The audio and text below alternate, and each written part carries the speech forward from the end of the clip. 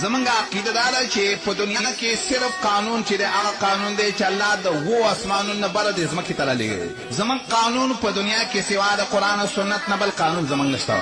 په قرآن کې الله ویلي چې ان الحکم الا لله، فیصله او قانون واک به د یو الله وي.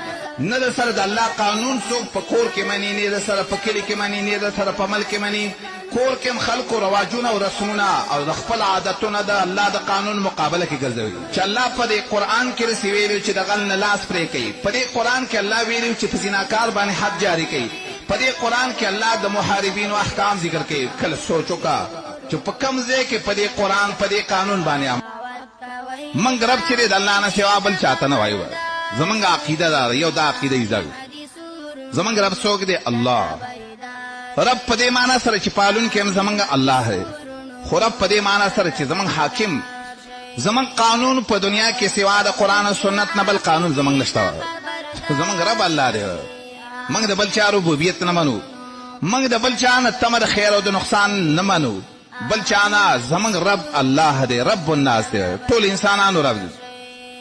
نو موږ به چام چاته وو، د واک او د قانون د جوړولو واکدار هم چاته وو، الله ته هم ملک الناس. زمونږ عقیده دا ده چې په دنیا کې صرف قانون چې دی هغه قانون دی چې الله د 7 اسمانونو نه بره د ځمکې ته رالیږي. او دا